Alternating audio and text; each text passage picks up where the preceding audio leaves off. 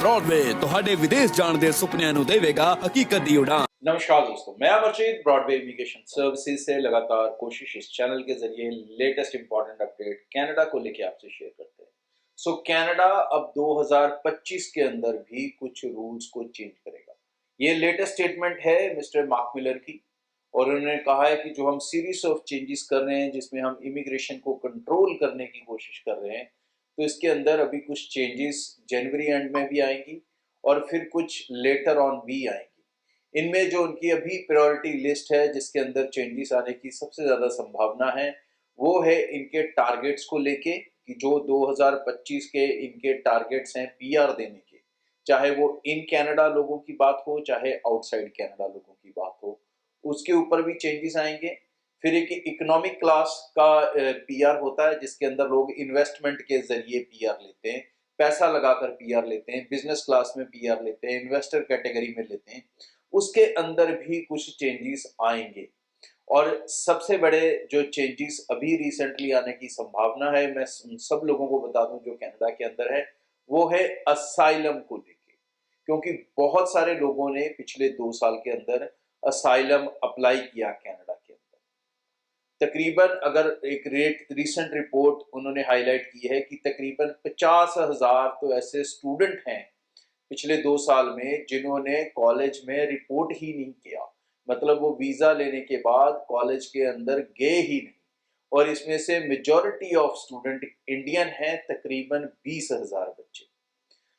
इसे लेकर भी कुछ चेंजेस या कुछ जो स्टिफनेस है वो आ सकती है, क्योंकि ऐसे ही लोग हैं जो ज़्यादातर असाइलम अप्लाई कर रहे हैं। तो असाइलम या रेफ्यूजी जो लोग अप्लाई करते हैं उसको लेकर बड़ी चेंजेस आने वाले दिनों में आने वाली हैं, और ये 2025 की आने वाली रीसेंट चेंजेस होंगी, नई चेंजेस होंगी। तो अभी ऑलरेडी उन्होंने स्पाउस वीज़ा को लेके बदलाव किए हैं जो इस 21 जनवरी से अप्लाई होंगे, जिसके अंदर अब हर कोई बंदा वर्क परमिट के साथ अपने स्पाउस को नहीं लेके जा सकता। सिर्फ जो 0 और 1 कैटेगरी के वर्क परमिट होल्डर होंगे वही अपने स्पाउस को ले जा सकेंगे, और कैटेगरी 2 और 3 वाले सिर्फ वही लोग अपने स्पाउस को ले जा सकेंगे जो कुछ सिलेक्टेड सेक्टर्स के अंदर हैं, लाइक हेल्थ केयर के अंदर है, मिलिट्री के अंदर है, या और ऐसे जो उनके शॉर्ट लिस्ट ऑक्यूपेशंस हैं उनके अंदर जो लोग हैं वही अपने स्पाउस को ले जा सकेंगे।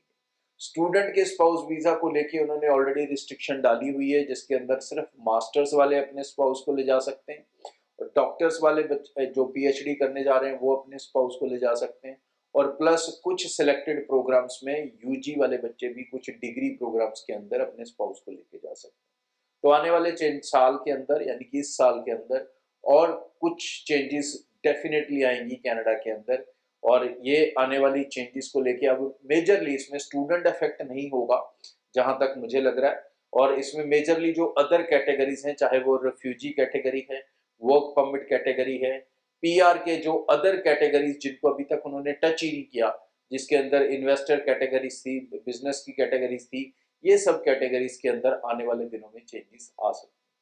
तो इसे लेकर आप थोड़ा अवेयर रहें, इन्फॉर्म्ड रहें, चैनल के साथ जुड़े रहें। जो भी लेटेस्ट इंपॉर्टेंट अपडेट्स आएंगे डेफिनेटली इस प्लेटफॉर्म पे मैं आपके साथ लगातार शेयर करता रहूँगा। और स्टडी वीज़ा को लेके अब आप निश्चिंत होकर अप्लाई कर सकते हैं, आपका रूट बहुत क्लियर है। जो स्पाउस जाना चाहते हैं उनके लिए भी गाइडलाइंस क्लियर है, जो स्टूडेंट्स जाना चाहते हैं उनके लिए भी गाइडलाइंस क्लियर है। और कनाडा के लिए 25-30 लाख का बजट नहीं चाहिए, अब आप अपनी फाइल्स बिना जीआईसी के भी लगा सकते हैं और कनाडा का स्टडी वीज़ा हासिल कर सकते हैं। Thank you. ब्रॉडवे ਤੁਹਾਡੇ ਵਿਦੇਸ਼ ਜਾਣ ਦੇ ਸੁਪਨਿਆਂ ਨੂੰ ਦੇਵੇਗਾ ਹਕੀਕਤ ਦੀ ਉਡਾਨ।